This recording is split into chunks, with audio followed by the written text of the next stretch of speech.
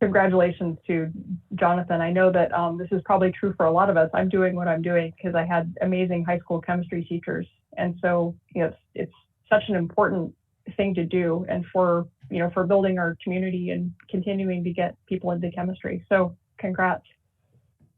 Okay, so today, can you see my screen? Is it working?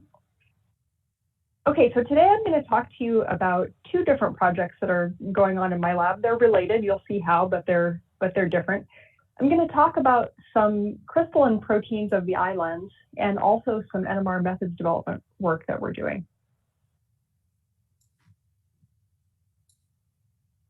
And so first I'm going to talk a little bit about the applications, the crystalline proteins. So we're interested in the crystallins because they are weird proteins. They are found in the lens of the eye, which is a solution, but it's extremely concentrated. In humans, the nucleus of the eye lens is about 50% water, which is about the same water content as a protein crystal, which I think we would all agree is a solid. But the human eye lens is more like a gel. And we have a lot of evidence that the molecules actually behave more like a, kind of a viscous solution than they do like a solid, even at that high water density. And in fish, it's more like 1,000 mg per mil. I mean, so it's got the same water density or water content as bone, or maybe even a little drier in fish, but it's a solution. So these are really fascinating proteins. They have to stay in this milieu where they're really concentrated, they're bumping into each other, and yet they have to last the whole lifespan of the organism. Because during the development of our eye lenses, all of the organelles, the nuclei and the ubiquitination chain and all of that stuff that, that would express and process protein and recycle it, it all gets broken down. And that's because it would all be it would all scatter light, and it wouldn't be transparent, and we wouldn't be able to see. And so early in development, all of that stuff is lost from the eye lens. And so, these proteins are really amazing in the sense of they're not turning over. The ones that you get are going to have to last your whole life. And they're stuck in there at really high concentration. And so in my lab, we're really interested in, first of all, what happens when, how does this ever work in the first place? I mean, so why is it that these proteins can stay at really high concentration without aggregating?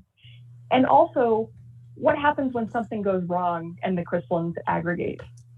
And that's when you get a cataract. And just as an example, I'm showing this picture of a hereditary cataract. This is one of the variants that we work on in my lab. You can see this opaque ring around the cortex of the eye lens. That is a protein called ys-crystallin precipitating, and it's it's around the edge because that's where ys-crystallin is most highly expressed. And this is a result of a single point mutation. So one amino acid gets replaced, and you get cataracts when you're sick. And so we're really interested in, first of all, how does this work, and then also what happens when it goes wrong. And both from hereditary mutations like this and also from aging, which is more common. So I just want to show you the structures of these proteins to start, just to set the stage for kind of what they look like, and as I'm going to be making reference to them. So the gamma crystallins have a characteristic fold. There are these two kind of double Greek key domains. And here what I'm showing are NMR structures that were solved in our lab quite a few years ago. Again, this is old news. I'm just showing it as a reference because we're going to talk about them. But we noticed that, so here the green one is the wild type. That's the healthy protein. And the blue one is G18V. So glycine in position 18 gets replaced with a valine. And that's the mutation that causes that really severe cataract that I showed on the previous slide. Seems kind of amazing, right? Because they don't look very different. And that was a big surprise for us. We were expecting this valine to be protruding out into solvent and making a hydrophobic surface that can cause the proteins to stick together. Of course, everyone is really excited about protein misfolding and fibril formation and things like that. And that, that is an important cause of protein aggregation. But the first protein deposition disease that was discovered is actually sickle cell anemia. And it works more like that case where you have a hydrophobic residue sticking out on the surface, and that makes a sticky patch that can cause the proteins to aggregate. So that was our hypothesis. That's how we thought aggregation was going to work in this variant. And it absolutely didn't. So you can see, here the overall folds are really very similar between the wild type and the variant protein. And it turns out that in the location where the glycine is replaced with valine, we were expecting, a big structural perturbation, and that didn't happen. Instead, we have all these little subtle changes that propagate through the N-terminal domain, and we end up with these 3 cysteines. We have a motif with alternating cysteine and aspartic acid.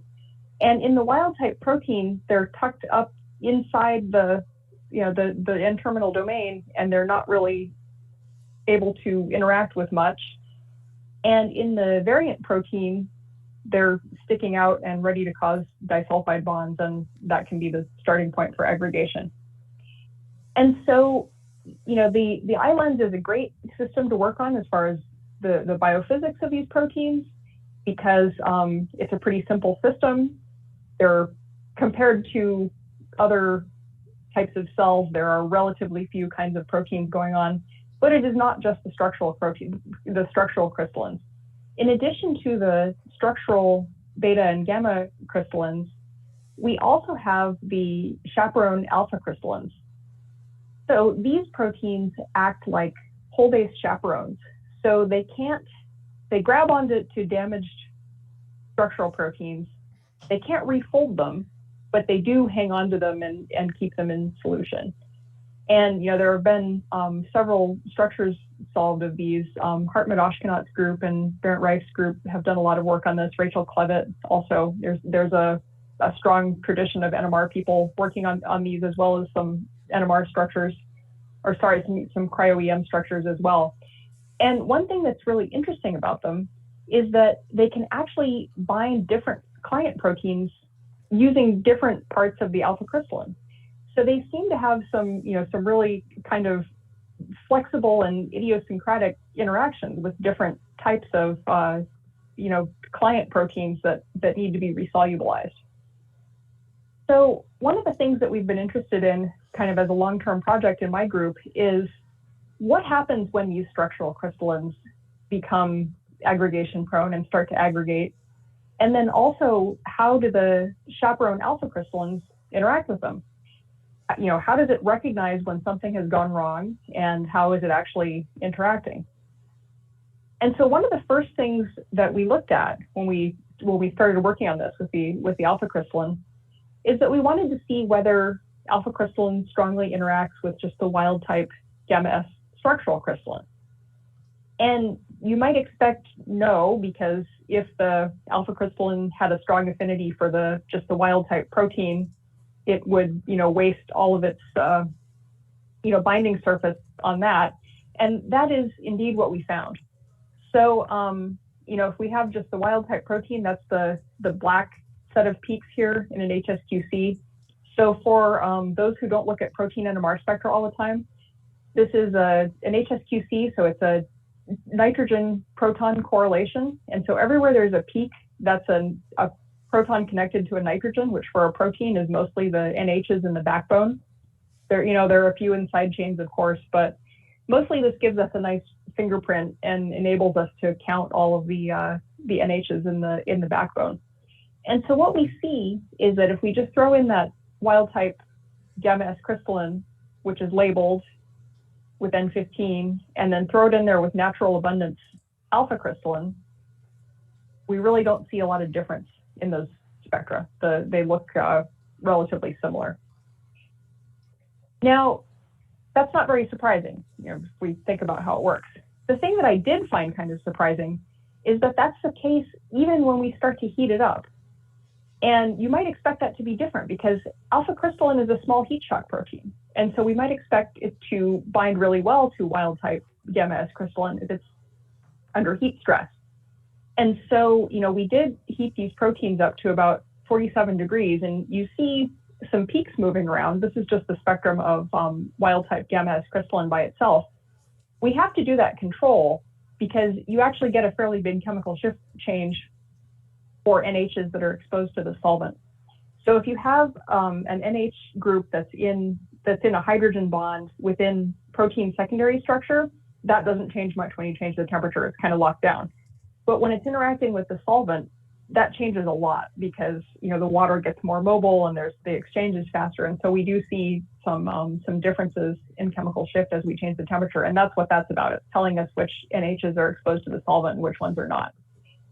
But then when we compare to the same thing with the wild type gamma S and then the alpha B crystalline, looks exactly the same. Nothing really happens.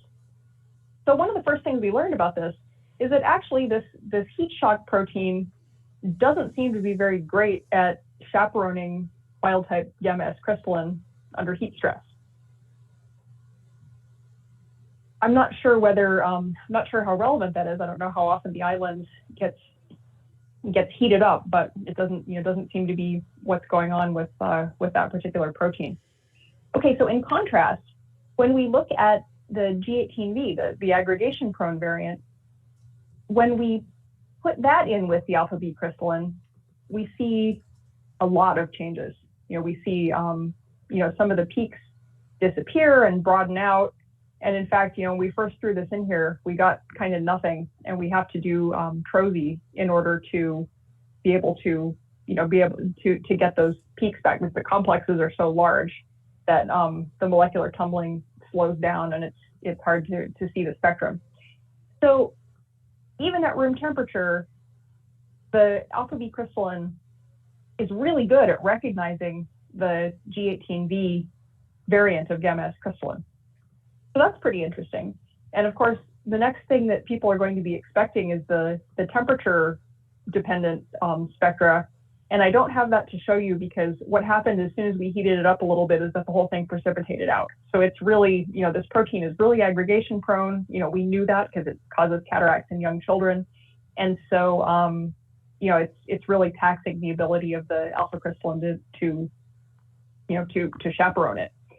And so we thought this was really interesting. This is one of the, as far as I know, it's the first direct mapping of how the alpha crystalline is recognizing a client protein from the eye lens.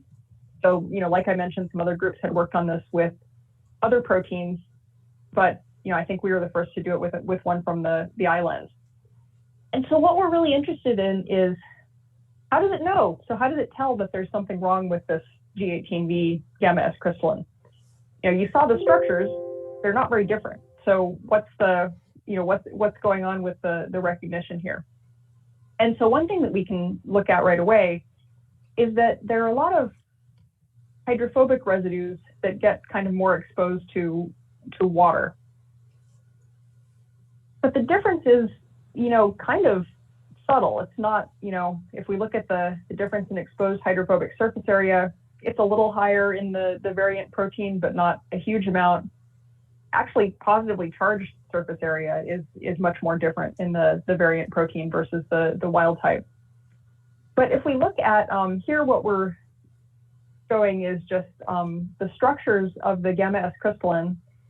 Gray are residues that don't change chemical shift when we interact with the alpha B crystalline. Blue is a little interaction, and orange is a large interaction, a large change in chemical shift. And so for the wild type protein, which is the top one, A and B here, we see that we don't have any strong changes, and they're kind of distributed randomly all over the protein, which is what we'd expect because nothing much is changing. And then for the variant protein, we do see some really strong changes. So these are either chemical shifts that move a lot or peaks that disappear because now the relevant molecular motions are in the intermediate exchange regime. And these residues are plotted here. And so one thing you notice about it is that these whatever is happening to this protein, the disruptions are, it's propagating through the first half of the N-terminal domain. It's not just localized right around the mutation site. And that's pretty interesting because a lot of times we think about that as, you know, if we have a point mutation in a protein and it doesn't make the whole thing catastrophically unfold, a lot of times our mental model is that it's just doing something that's right around the mutation site. Here it's not, it's more subtle. And that's something that we've seen over and over again with these gamma S crystalline variants, and, you know, and also work from, you know, other groups that are doing this. Angela Gronenborn's lab and Kirsten Lompe and John Carver, you know, they've all seen similar things where you get some important structural differences, but they're pretty subtle. Okay, so that's kind of some background to, you know, to set the stage for what these proteins do. More recently, we've been trying to nail down, okay, exactly what's going on with this structural disruption. So I mentioned that the residue that's substituted for is a glycine. And so glycine doesn't have a side chain, it just has a proton. And so you might expect that if you stick anything in there that's bigger than a proton, it's going to cause problems. And, you know, valine is a big, bulky amino acid. And in that G18V structure, one of the valine methyl groups is jammed in between two beta strands, and that's what causes this disruption. And so Mark Sprague-Piercy, who's in my group, decided to look at G18A. So we're going to make kind of the minimal disruption that, you know, where we replace that glycine with a methyl group and replace the hydrogen of the glycine with the methyl group of alanine, and see what that does with the protein. Okay, so as you might expect, if we look at the unfolding temperature, it's kind of intermediate between the wild type, which is the green one, and the cataract related variant, but, you know, it is kind of thermally unstable. And if we look at the aggregation propensity, so here we're doing dynamic light scattering and looking at what actually aggregates out of solution. In that case, you know, we also see that it has some aggregation propensity. So, you know, this is not a terribly stable protein. You know, there is something wrong with it. However, at room temperature and at body temperature, it's not unfolding, whereas G18V is, you know, so we already see that it's starting to aggregate a little bit. The G18V is the blue one. So at 37 degrees, you know, it's already starting to aggregate, whereas the G18A and wild type are not. And so one thing that's really interesting about that is that we find that the G18A protein is structurally very similar to wild type. So here, you know, here's our HSQCs, and then if we look at the chemical shift perturbations of the individual residues as we go down the sequence, the difference between wild type and G18A, shown in green here, is, you know, kind of random and not very big, whereas the ones going down are the difference between wild type and, or sorry, between G18A and G18V, and they're centered in the same places where G18V is different from wild type, like in the first half of the N-terminal domain. And so what we might expect from that is that alpha B crystallin would be unable to recognize G18A, and that turns out to be true. So even though this protein is aggregation prone, especially if you heat it up a little bit, the chaperone isn't able to recognize it because the differences are so subtle, and it's not doing anything special at room temperature. And I like to show this because a lot of times you see in the literature, people will report just kind of a thermal unfolding temperature as a proxy for aggregation propensity, or, you know, just look at, you know, whether the protein is aggregating at room temperature. And if you did that, you would miss all this stuff. It's, you know, it's really important to look at the NMR spectra and look at the interactions with the alpha B crystalline in order to get a more complete molecular picture of what these proteins are doing. And so lately we've been moving more toward trying to look at the folded protein in the state where it's in the eye lens. So it makes this transparent hydrogel in the lens, which is a really neat material. You can make a version of it in the lab. Of course, it's not as complex as the real thing. We don't have all the proteins in there. But you can take that protein just in a little centrifuge concentrator and concentrate it and concentrate it and concentrate it. And you can make a really stiff hydrogel that you can kind of pick up and flap around. And up to really high concentrations, the spectrum of that kind of looks like a liquid. So these are spectra that Mark took, and Jan Bierma also participated in making these samples. And if we go from 40 mg per mil, which is already starting to be, kind of a ridiculously high concentration for a solution NMR sample, and then we go up to 250 mg per mil, the lines get broader, as we might expect, but the chemical shifts really don't change very much. And so if we look at some inept spectra, so here we're doing some polarization transfer from the protons to the nitrogen through the J coupling. And so that's only going to work if the sample is mobile enough to do that transfer through the J coupling. And even up to 375 mg per mil works pretty well. We're starting to lose some of the residues at that point, but it actually does work pretty well. And if we look at a proton carbon inept, we get, again, some broad lines. But then if we plot the chemical shifts on top of that from the dilute solution sample, so Mark just got the chemical shifts out of the BMRB from our previous study, and you can see that it maps pretty well. So we're still seeing most of the intensity from all the residues in this protein in these pretty broad spectra, even though it's in this hydrogel.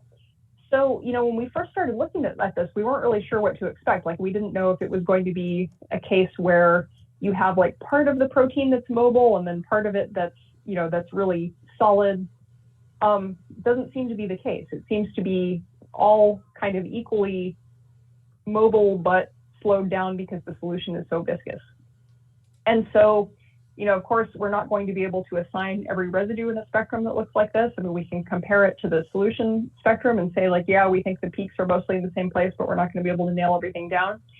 And so in order to do that, we're developing some new techniques for deuterating the protein selectively, and also some deuterium-based spectroscopy. And that's what Mina, who just joined the group, is going to be working on a little bit later on.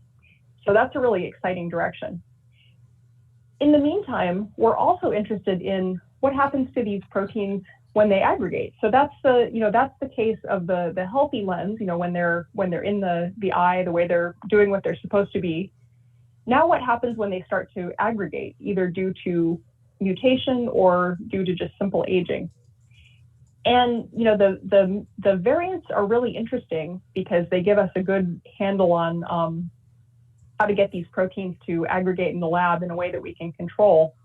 But in the end, what we're most excited about is understanding how this works as a function of aging and UV light damage, because those genetic diseases are bad. I mean, it's terrible that people get cataracts when they're 6, but they're fortunately very rare, whereas age-related cataract happens to almost everybody if they live long enough. And so, we definitely wanted to try to have an impact on that. So one area that we've looked at is what happens to these proteins when they start to aggregate, what kinds of aggregates form. And we found that they can actually make different kinds of aggregates depending on what you do to them. And so this is consistent with what Patrick Vanderwall and Angela Gronenborn have found with gamma D crystallin, that you can get these aggregates that form, in this case, we can make amyloid fibrils, or we can make other aggregates that are not amyloid fibrils, depending on the conditions. And so here I'm showing 2 different assays. So we have just turbidity, so that's just light scattering. Do we have aggregates falling out of solution? And then we can also look at thioflavin T, so that's a dye that specifically binds amyloid fibrils and fluoresces.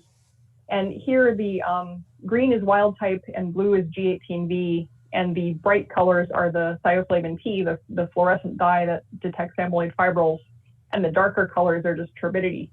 And you can see that they don't match up completely. So for both of these proteins, I mean, one thing that happens, for the wild type, you have to really torture this protein before anything bad happens to it. I mean, even at pH 3, we start to form a little bit of amyloid fibrils, but not really very much. You have to go to pH 2 to really get a lot. And then on the opposite extreme, when we go to pH 9, we get some fibrils and we also get some other aggregates. For G18V, the overall pattern looks the same, but it's a less extreme pH range. But one thing that's really interesting about this is what happens when you irradiate it with UV light. So when we do that, we see that for both the wild type and the G18V, we don't get a lot of amyloid fibrils. And instead, we're seeing a lot of just non-amyloid aggregates. And what we would really like to figure out is, what does the UV irradiation do? So we know that we're seeing post-translational modification. Kirsten Lampe and Larry David have done a lot of work on this. And sorry, did somebody have a question? Okay, guess it was just background noise. But several groups have done a lot of work showing that deamidations are very important, and we're interested in following up on what happens with that. Okay, so I just want to give a little overview of what structures there are so far in the literature. So there are a couple of crystal structures already of human gamma S-crystallin. So there was a crystal structure of the C-terminal domain that was already out there from Christine Slingsby and co-workers. David Thorne, who was in John Carver's group, recently solved a really nice structure of the gamma crystalline dimer that's disulfide bonded. There's our NMR structure of the wild type protein, and then also the variant. And then there are a couple structures of these aggregation prone single site structures. And of course, a whole bunch of them for gamma D crystalline, which we're not going to focus on. And so really recently, Brenna Norton-Baker in my lab has solved a bunch of crystal structures of human wild type gamma S crystalline and some deamidation mutants that mimic this damage due to UV irradiation. And so this is just showing kind of the crystallization conditions. We can talk about that if anybody wants to in the Q&A. I'll probably let Brenna answer questions about details. But what we see is that we get this dimer, and I didn't show the structure from the Carver lab, but it's interesting because theirs goes the other way. So in that case, the cysteine loops are interacting with each other, and there's a disulfide bond. Ours is not disulfide bonded, and the two molecules in the asymmetric unit are very loosely associated. And overall, the fold is really similar to the previous wild type gamma S crystalline structures. So both the Carver lab dimer structure and also our NMR structure. So there's not a lot of change in terms of the overall fold, which is what we would expect and hope for. So where it starts to get really interesting is, we looked at some deamidation variants, and we chose which variants to look at based on this paper of Lopko et al., where they took some protein from actual cataract lenses and looked at which sites get deamidated most frequently. So we're talking about glutamine becoming deamidated and going to glutamic acid, asparagine becoming deamidated and becoming aspartic acid, and then of course these things can isomerize, and you can get kind of a mix of products. But we can mimic what's going on by doing the mutation where we replace asparagine with aspartic acid and glutamine with glutamic acid. And so that's what Brenna and Ashley Kwok did. Ashley is a really talented undergrad that was in my group. She's working in the Bay Area right now. And if anybody is interested in this field and wants a good grad student, I think she'll be applying for grad school next year. This is her third paper from undergraduate, and I think there may be a fourth. So I think she'll be looking for a graduate program soon. Anyway, we have these various deamidations where we have a 3-site mutant, and then 5 sites, and then 7 and 9. And the reason that we wanted to do this is that we wanted to see what happens when we have a whole bunch of post-translational modifications. So, if you have just one, it's not a very big perturbation, right? And so there's some controversy in the literature about whether you get a large structural change from just one. I think it depends where it is.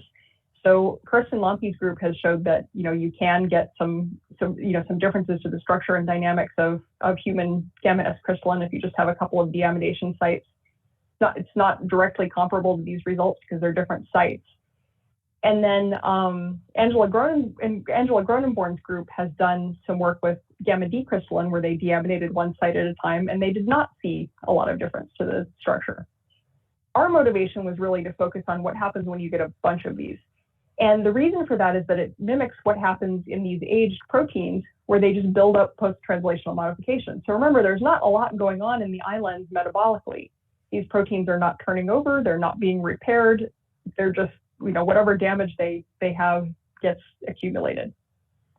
Okay, so if we look at the stabilities of these proteins, so just unfolding and aggregation propensity, we see that there is a range, like they are less stable and more aggregation prone than the wild type protein, which is shown in black. But even for the ones that are, the 9-site variant is a little bit unstable, but it's not really unfolding until up around almost 70 degrees. So it's not that unstable at body temperature. I think it's pretty well folded. And then if we look at the aggregation propensity, none of these are really starting to aggregate until over 50 degrees. So, at room temperature, I think we can assume these things are normally folded. And so Brenna has gotten some nice crystal structures of several of these deamidation variants. And so if we compare the 3-site versus 5-site structures, we can see they look pretty similar in terms of overall fold. And we don't see a lot of differences until we get into comparing the details of the disulfide bonds. And again, I'm putting up this figure just to show where we're going to be looking at in the protein. So there's this loop that has these 3 cysteines, they're alternating, and then there's a 4th one kind of in the back here that's within disulfide bonding distance. And Kyle Roskamp, who was in my group, did a bunch of work on trying to map, where these disulfides are. We didn't nail it down completely. We're not sure exactly where they are, but it seems to be clear that gamma S-crystallin can form an intermolecular disulfide, and we hypothesize that shuffling these disulfide bonds around can actually help, maintain stability of the protein and act like a redox buffer. So what we see comparing the 3-site versus 5-site deamidations is that we have these, these models where we can start to see a disulfide bond, and that gets more populated in the 5-site deamidation. And this reinforces other work that links different post-translational modifications. So the more the protein gets damaged, the more negative things can happen to it. So these deamidations can have a cascading effect. That we also see that has an impact on the conformation of other residues, sort of in different parts of the protein. So in the 5-site deamidated variant, we start to see some different conformations of this tyrosine 33, whereas in wild type or the 3-site, this is modeled in really well in just a single position. But then we start to see this, 2-headed side chain in here at the 5-site deamidation, telling us that we have a little bit more dynamics. And I point that out because you can actually get, dityrosine cross-linkages in damaged proteins. And so that's another avenue where you could have some, some additional modification as a result of these post-translational modifications, but in kind of an indirect way. So as we go to more deamidations and aging the protein longer, we see more and more disulfide bonding. So here we're comparing 3 different samples of the 9-site deamidated variant, but they've just been aged for longer. And I don't remember the exact amounts of time, but days, weeks, months. And we see much more disulfide bonding in the in the more aged samples. So we're really excited about this system. We think it gives us a really good model for what's happening in aging of these proteins. And we're interested to see, what we can do with this following up. I also want to mention a project that we just started working on that's related to this, but not identical. So Brenna Norton-Baker and Megan Rocha in my group have recently started irradiating gamma ys-crystallin with gamma rays in order to see what happens to the protein. And, is that identical to UV irradiation? Does it cause something different? And we're lucky that at UCI, we actually have a research reactor, and that we have a cesium-137 source, so we can do gamma irradiation of our protein. And so we did that. And one thing that's pretty interesting about this is that you can actually irradiate crystallins quite a lot, and they don't seem to mind much until quite late in the process. The facility director of the reactor was expecting, a lot more to happen at earlier stages here. But so what we see after, 20 minutes, 40 minutes, an hour, we start to see the protein starting to make dimers and trimers. Notice, so here's the, we have kind of a smear, but here's the monomeric protein. We don't have a lot of degradation, like when we get up to the really long times, maybe you see some degradation here, but not much. It's not that the protein's falling apart. It's that it's dimerizing and trimerizing. And we're not entirely sure what that is. We're working out the mass spec to try to figure out what kinds of modifications that we get. But we haven't completely nailed that down yet. But here's one thing that's really interesting. It doesn't seem to be primarily disulfide bonding, because if you take these samples and try to treat them with reducing agents, the aggregates don't come apart. So that's something that we're really interested in following up in the future. So it's kind of a messy mass spec problem, but I think it's going to be really fun to look at. Okay, so in the last little bit, I'm going to talk a little bit about totally different project that we've been working on in my group, which is NMR methods development related. And the tie-in is that, in order to look at these samples where, it's not really a solid and it's not really a liquid, that means that the standard methods for NMR of either one don't really serve us very well. We have to develop our own techniques. And so that's why we're doing kind of novel deuterium labeling schemes and different pulse sequences. And we also need to build our own instruments.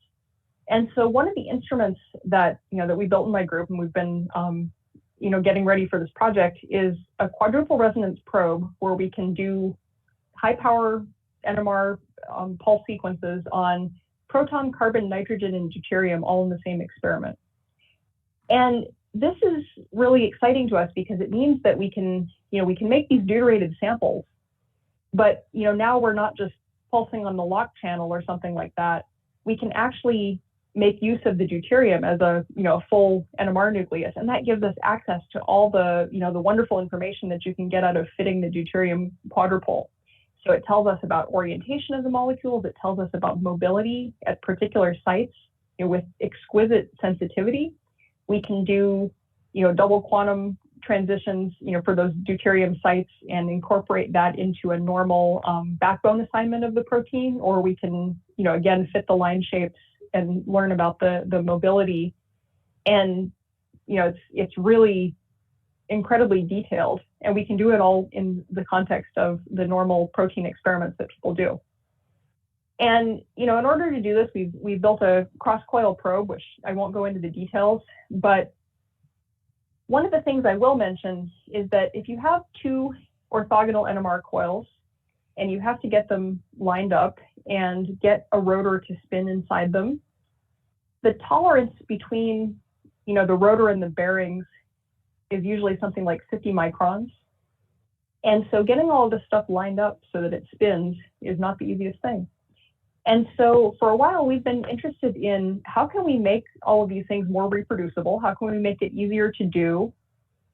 And also, how can we share it with other groups more easily? Because one of the frustrating things about building NMR probes is that it's hard to get other people to use your design. So there are a few labs that do this, and we love them, but it's really hard to share some of these things across labs. One issue is that it's very difficult to get into building NMR probes. It's it's a hard thing to pick up. But also, even for experts, there's a lot of stuff where you wouldn't normally put it in the paper. It's the kind of details where, it sounds kind of trivial, so maybe you don't write it down, but it turns out to be really important for actually making the thing work. And we would like to reduce some of that, lore and kind of lack of reproducibility by using 3D printing and automating things. And so I'm going to tell you a little bit about what we've been doing with that. So as a starting point, we looked at how can we improve the design and fabrication of solenoid coils. So in an MAS probe, a lot of times we just use this good old solenoid coil that you can wind on a drill bit. That was definitely how I learned to make them. Here's me winding one on a drill bit. And when I started grad school, this kind of horrified me, actually. We have this instrument that's, it's getting the data that we use to solve our structures, and the coil is really the heart of the NMR probe, and you wind it by hand on a Phillips head screwdriver. It actually works pretty well, but it would be nice if we could stabilize this, a little bit more. So, if you do a good job making your solenoid, you can get really nice RF homogeneity out of that. And if you don't, it doesn't go so well. So what we're interested in is being able to, kind of routinize and automate this process and optimize our coils.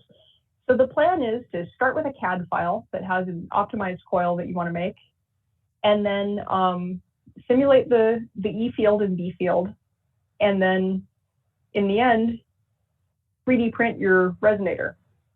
Okay, so at this point, 3D printing in metal isn't quite good enough that we can print an NMR coil, but we can do the next best thing. And so we can do that using a template. But in order to do that, we first have to know, what is it that we want to make? How do we know what makes a good NMR coil? And before we started this, I hadn't worried about it very much. This is something that we would usually do kind of by trial and error. A lot of times we use variable pitch solenoids, and the intuition here is that the formulas that we would use for calculating the inductance of a solenoid assume that it's infinitely long. And for an NMR coil, that's obviously not true, right? You have to have it, be like ½ an inch long so it fits in your stator. And so, it's not an infinite solenoid. And a lot of us use variable pitch windings where, the intuition is, if you have a constant pitch solenoid, then the RF field falls off at the edges because the turns at the edges, don't have another turn next to them. And so in order to compensate for that, we can make it stretched in the middle and squished at the ends. But then how do you know it's ideal? Again, we were previously doing it by trial and error, but we think we can do better than that. So if we want to optimize this, we should think about it like engineers and try to actually look at our parameters for optimization, and we're actually collaborating with engineers, so that's great. Some of the parameters that we have to start with have to do with just the dimensions of our experiment. So we have rotors that we bought, usually from Revolution NMR in our case, and they have a particular diameter. And similarly, our probe, the stator that we're going to put the coil in, has a particular size. And so that limits kind of the inner and outer diameters of the coil and also its length.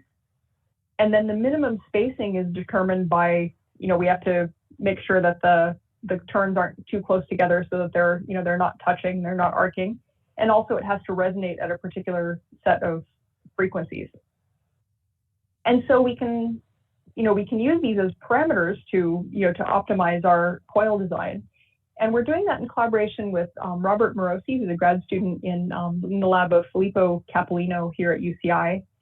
And in my lab, the person who's working on this is Jessica Keltz. And they've done a lot with figuring out how to parameterize these things effectively and look at what's really the optimal design, given that we have a variable pitch solenoid, of a particular size that fits in our probes. Of course, there are lots of other coil geometries that you could explore, and they have started doing that, but for now we're just going to focus on these variable pitch solenoids.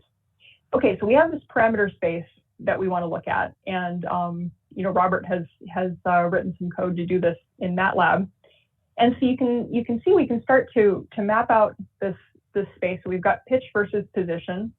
And if we look at how this looks, here we've got, we have the constant pitch down here, and then we've got this this one where there's a lot more of a steep difference.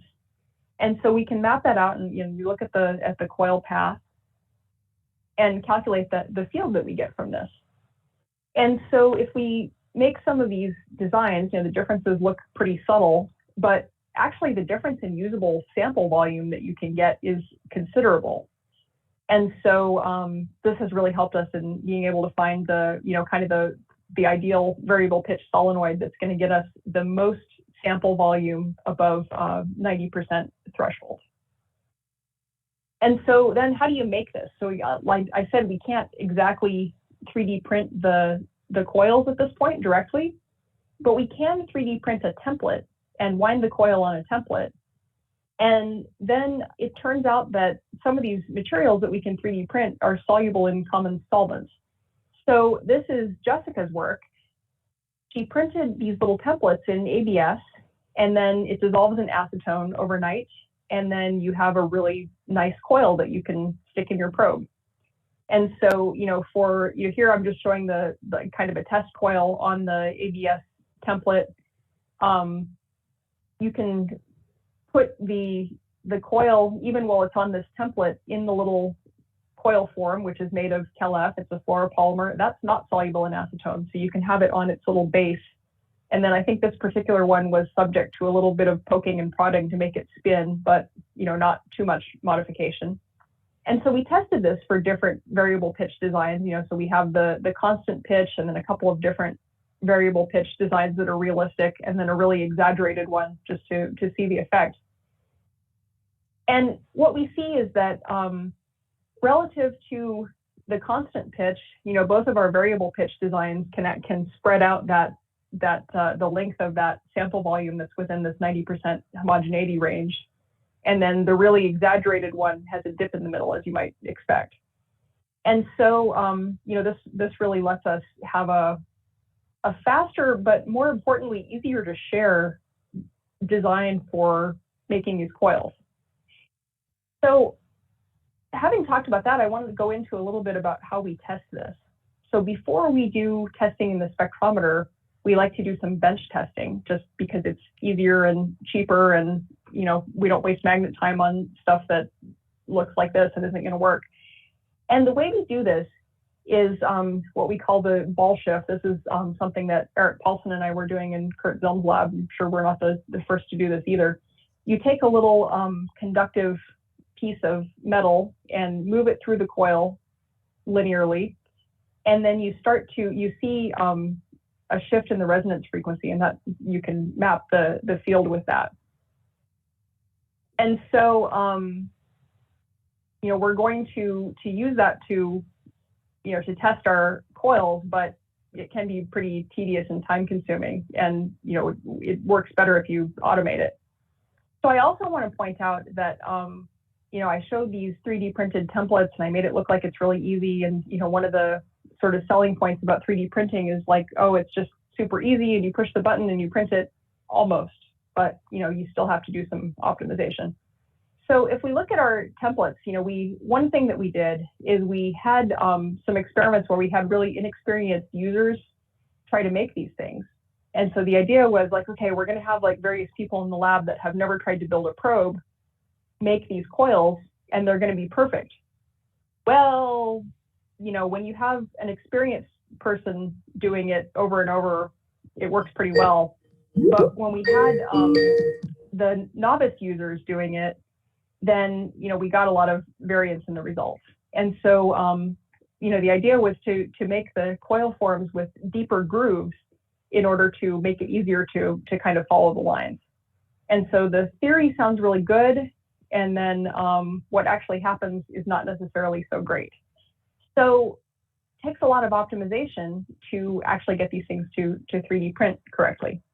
And so one thing that Jose Uribe has been doing recently is working with Benchy, which is a little boat, and it has a lot of features that are kind of hard to print. And so the idea is you tweak all the parameters on your printer. So like the temperature and the size of the nozzle and the extrusion rate, and you can level the bed and all kinds of things. And we can go through various iterations of sad little boats. And then eventually you get the one that's pretty good, but I still see some sort of little blip here, and it's not completely perfect. But once you get that working pretty well, then that's a good indicator that you can make these really sensitive parts, and they're going to work well. So I recommend doing this if you're going to try to get into 3D printing. It's really helpful to have this little test piece that you can print and get it to work. Okay, so I mentioned the ball shift assay that we use to test these coils. The last thing that I want to talk about a little bit is automating that kind of assay. And so this was inspired by the fact that actually doing that ball shift measurement is kind of tedious. And Jessica and Jose are good sports. They've done a whole bunch of this, but it's no fun to sit there and turn this little screw and write down how much the resonant frequency changes. So what we would like to be able to do is just have an automated thing where you put it on the probe and push a button and it goes whoop, and then plots out what the field of your coil looks like.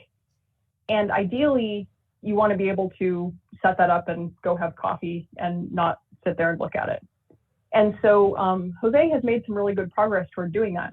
So we have a little stepper motor and an Arduino microcontroller, and we have a setup that's on the bench that has we've got some wood and screws, and it's the whole thing is it costs about $350 to set up. That's including the Arduino and everything, and it's all using open source software and parts that you can buy really inexpensively or 3D print yourself. Takes about a day to put it together. It's not that big of a deal to make compared to the original setup, which really is. It took a lot of machining, and it's adjustable in terms of the speed and the angle. So you can do it with an MAS probe, as we're showing here, or you can do it with more traditional liquids probe that has a coil parallel to the magnetic field. And we don't have it working this way yet, but in principle, it has the potential to where you could just set it up and walk away and just have it measure your coil while you go do something else, and then it gives you the data at the end.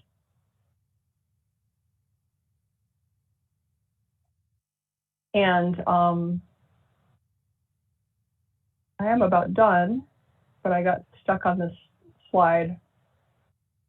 Okay, so that is what I wanted to say about that, but I wanted to point out the two people who did the work on this last part, Jessica Keltz and Jose Uribe. I'm really excited about this direction. I think it's it's an important innovation in being able to get more people into being able to build NMR probes. So this is something that we were really inspired by Xander Barnes, and when he was in Bob Griffin's lab, built some MAS probe parts, an automated sample changer and some other things. And recently several groups, including us, have started doing it. And I think this is going to be really important for not only enabling groups that are hardcore into building like we are to share things back and forth, but also getting people into it who otherwise might not be building stuff already. I think it really makes it accessible to more people.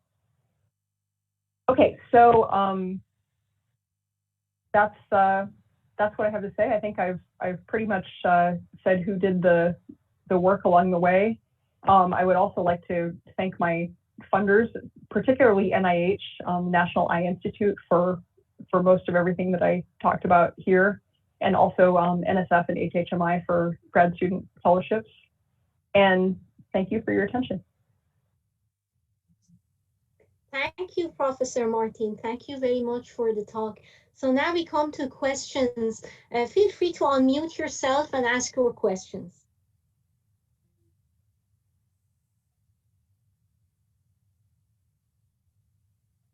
I think I'm going to stop sharing my screen so I can see people when they talk. Sure.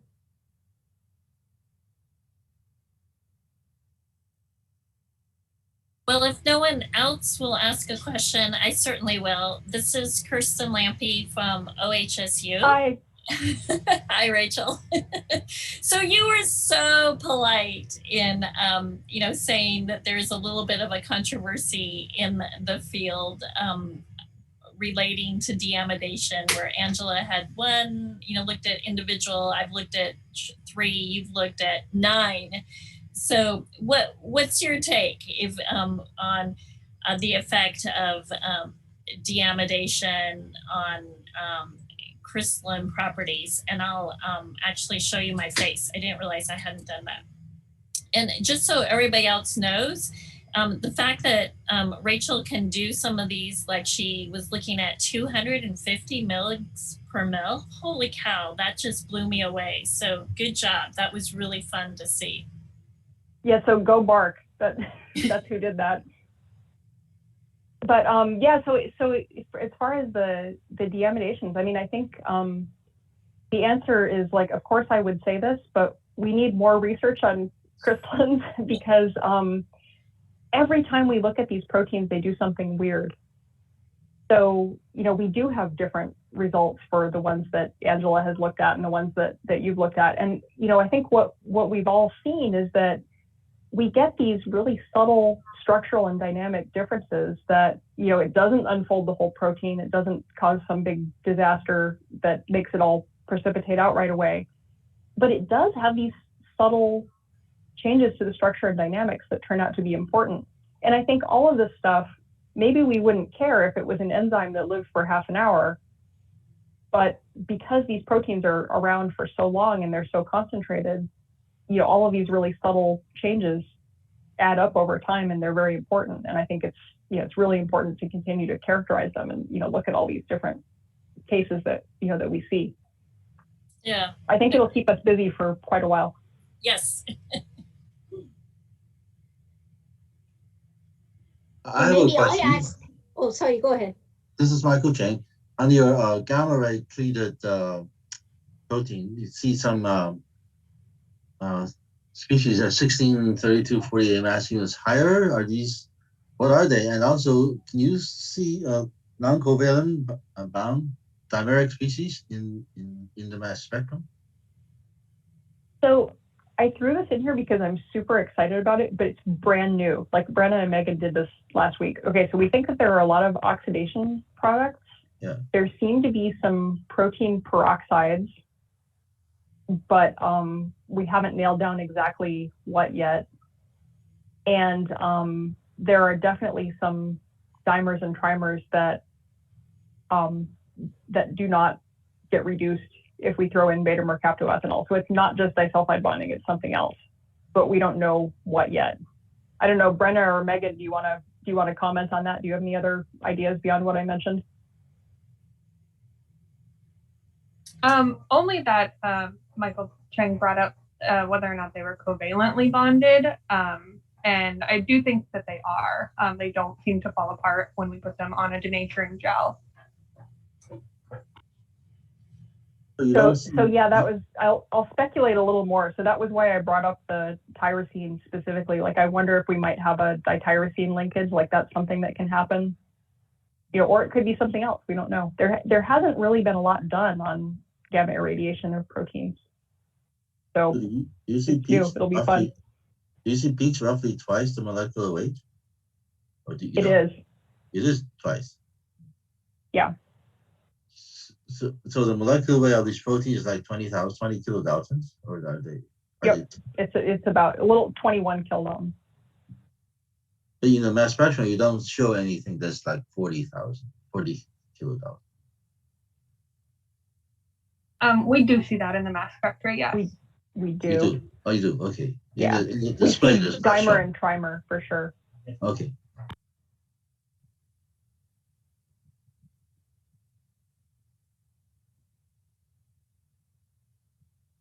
And somebody else had a question. I think maybe it was Mark.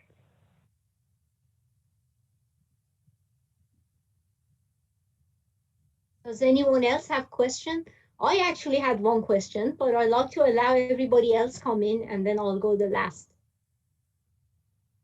Rachel, do you think alpha A is actually binding to gamma S? You almost sort of hinted that you weren't sure it really was, where with a very specific interaction. I don't think it is. I mean, so in the mutant, it is, right? But in the G18V variant, that's actually, disease related, it's clear that it is. But yeah, otherwise, I don't think so. I think it's like, and we've sort of struggled with what to call this. It's like the opposite of molecular recognition. It's like they don't want to talk to each other. But even when it was unfolded at your higher temperature, you don't think even when it's unfolded, I don't think it's bound. So that would go against current dogma a little bit, right? It would. And so that's why I didn't spout off about it too much unless pressed, because but yeah, I mean, that's the fun part, right? Speculating about stuff. But yeah, against current dogma, I don't think it does. And I'm still kind of working out what are we going to do to test whether it is or isn't. Yeah, very interesting. So I have a 2012 paper on HD exchange and mass spec with a beta and alpha A that might be kind of interesting. We can talk about later. Oh, that does sound interesting. Yeah, I should check it out. I have another question. What is the concentration of the chaperone protein in relationship to the active protein? So, that's complicated because it depends on where in the lens that you are. But the relative proportions of these things. So Kirsten would remember better than I would. I can jump in really quickly. I have a top-down mass spec paper, like a molecular vision, where we looked at just the very young, like the first 4 days, and the ratio of alpha to beta to gammas, the whole groups is about 30%, 30%, 30%, maybe 40% of the betas. That changes rapidly within the first year of life, but you're going to have the gamma S is like the third major beta gamma crystalline, and you probably have maybe 10 times more alpha A, which is the major alpha crystalline, compared to alpha B, then you have gamma S. So I roughly, but it's in an old paper of mine, it's about that. Definitely more alpha than gamma S. And again, that changes with age very quickly within the first year. And then of course, as proteins get modified. But you would have probably done a 1-to-1 ratio in your assays. We did a 1-to-1 ratio. That was our estimate. But so yeah, thanks for the clarification. But the other thing is that it also depends where you are on the lens. So remember, like when I showed that picture of the cataract, it's like around the edges, and that's because gamma S is expressed in the cortex of the lens, whereas gamma D is more in the nucleus. So it also depends where you are. So yeah, we have to try our best to make a mixture that's relevant to the conditions in the lens, but it's kind of complicated. Yeah.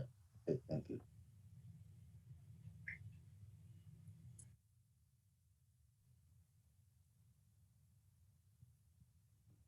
Okay, maybe I can ask my question now. I was wondering, why is it that in general it's so hard to study these molecules? Is it because of the structure? Is it the concentration? I hear that this is too concentrated for the protein. So I am thinking, so why is it so hard? Is it the interaction? So what makes it so hard for these molecules? So I think one of the things that I like about these molecules is that at least making them is pretty easy. So that's good. So we can, we can express them in E. coli, and, it's not that hard to make them. What's hard is, like you said, getting them at really high concentration. And then the other thing is, like, as biophysical chemists, nobody knows what to do with that thing at really high concentration. Like most of the techniques that we use, we're used to working at 1 mg per mil, or, even lower, right? Right. Like, so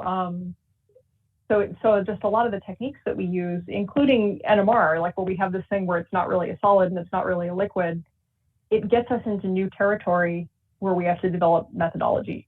And of course, that's my favorite thing. So that's one of the reasons I love these proteins. Mm-hmm. And I wonder, is it possible to dilute these samples and study them? The reason we study it at a very high concentration, is it because we want to mimic the eye for the human eye medium, or can we like dilute it and study it? So we do both. So a lot of our kind of fundamental biophysical experiments and then also our initial solution structures were done in pretty dilute solution. And we have to have that as kind of the building block, or we won't be able to do anything else. But then the goal is to build it up and study it in, more in a more biologically relevant context.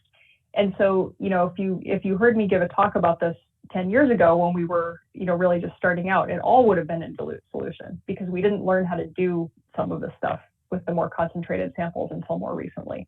Mm-hmm. Okay, interesting. And then I also had another question. These models that you showed of the molecules, is this the Python program that you're modeling and making these shapes of the molecules with? So most of the ones I showed are either NMR structures or crystal structures. The crystal structures, I wonder, did they came the modeling, the molecule shape? Is it because of Python? So I was wondering what program generates these pictures. There are several of them. So for the NMR structures, we use we use NMR pipe to process the data, and then Explore to solve the structure. And then for the crystal structures, there are a few software packages that you can use. Brenna, which ones did you use? I always use Primal. Okay, cool. So sorry, I didn't hear you. It's Primal. Like I can send you the link for it. Oh, okay, Primal. Okay, that's the graphical interface. Okay, I see. Okay, I like thank Chimera, you. but they're both good. They just they're a little different. Okay, thank you. Yes, I see it in the chat too. Thank you. Okay, great. So let's see if anyone else has questions.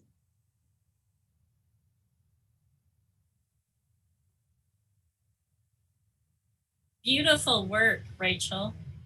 Thank you. So much fun.